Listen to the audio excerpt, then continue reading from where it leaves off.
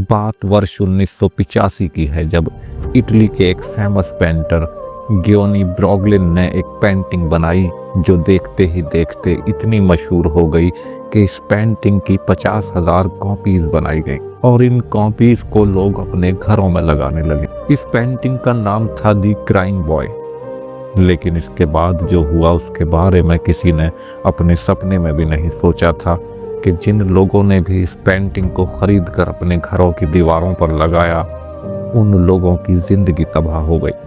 एक fire fighter ने तो यहाँ तक बताया कि वो तकरीबन 15 घरों में आग लगने के बाद अपनी टीम के साथ उस आग को बुझाने पहुंचा था, लेकिन वो जिस भी घर में आग बुझाने जाते वहां दी क्राइंग बॉय पेंटिंग मिल जाया करती थी। उसका कहना था कि घर का सारा सामान जल चुका होता था, मगर यह पेंटिंग हर हाल में सही सलामत मिला करती थी, जिसके बाद से लोगों ने इस पेंटिंग को शापित मानना शुरू कर दिया। लोगों ने इस पेंटिंग को अपने घरों में रखना तक बंद कर दिया, क्योंकि वो अब तक ये बात समझ चुके थे कि उन हादसों की जिम्मेदार यही शापित पेंटिंग है।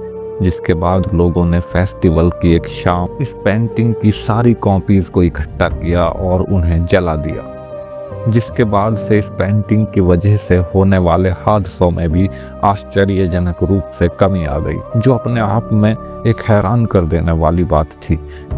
इस वीडियो में बताई गई सारी घटनाएं पूरी तरह से वास्तविक हैं, उनका किसी भी तरह की कल्पना से कोई लेना देना नहीं है। नालेबा इस शब्द में खौफनाक और सच्ची कहानी छुपी हुई है। ये बात है 1919 की, जब बेंगलोर से लगे हुए मल्लेश्वरम और राजाजी नगर गांव में एक डायन का खौफ हुआ करता था, जो रात को लोगों के घरों का दरवाजा खटखटाया करती। वो डायन लोगों को परिचित सदस्यों की आवाज में ही उन्हें पुकारा करती थी और दरवाजा खोलने को कहे। कोई भी उसकी आवाज को सुनकर दरवाजा खोल देता, उसके 24 घंटों के अंदर उस शख्स की मौत हो जाया करती थी। इस सिलसिले के चलते गांव के लोग अंधेरा होते ही अपने घरों में कैद हो जाया करते थे और कोई भी बाहर नहीं निकलता था, जिसके बाद से लोगों ने अपने घरों के बाहर नालेबा लिखना शुरू कर दिया, जिसका मतलब होता है कल आना। और अजीब बात यह थी कि ऐसा करने से गांव के लोगों के मरने का सिलसिला भी थम गया। इस घटना पर एक बॉलीवुड मूवी भी बन चुकी है जिसका नाम था स्त्री, जो पूरी तरह से इसी घटना पर आधारित थी, लेकिन जगह का नाम बदलकर चंदेरी कर दिया गया था। इतना ही नहीं, इस घटना के चलते कर्नाटक में आज भी हर साल 1 अप्रैल को नालेबा डे के रूप में मनाया जाता है। इस शख्स को जरा गौर से देखिए। इसी शख्स का नाम था गौरव तिवारी, जो इंडियन पैरानॉर्मल सोसाइटी का CEO और फाउंडर था। ये शख्स तरह तरह की खौफनाक जगहों पर जाता और वहां जाकर अपने इलेक्ट्रॉनिक गैजेट्स की मदद से वहां मौजूद आत्माओं से बात भी किया करता था। कभी किसी सुनसान हवेली में, कभी किसी खंडहर में, तो कभी कब्रिस्तान में। इस शख्स का ऐसा मानना था कि आत्माओं से डरने की जरूरत नहीं है, जैसे हम हैं ये भी वैसे ही होती हैं।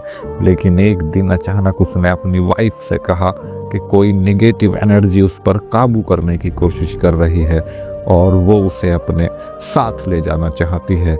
जिसके बाद 7 जुलाई 2016 के दिन अपने लैपटॉप पर मेल चेक करने के बाद वो अचानक उठकर बाथरूम की तरफ जाता है और कुछ देर बाद बाथरूम में उसके गिरने की आवाज़ आती है। जब गौरव के पिता और पत्नी उसे देखने बाथरूम में जाते हैं तो गौरव उन्हें बाथरूम के फ्लोर पर बेसुध पड़ा हुआ मिलता है, जिसके कुछ देर बाद उसकी मौत हो जाती है।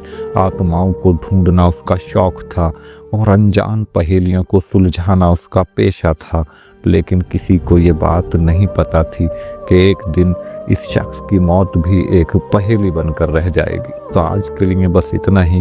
ये वीडियो आपको कैसी लगी कमेंट में ज़रूर बताएं और इसी तरह की वीडियो देखने के लिए आप हमारे चैनल को सब्सक्राइब करके हमसे जुड़ सकते हैं। धन्यवाद।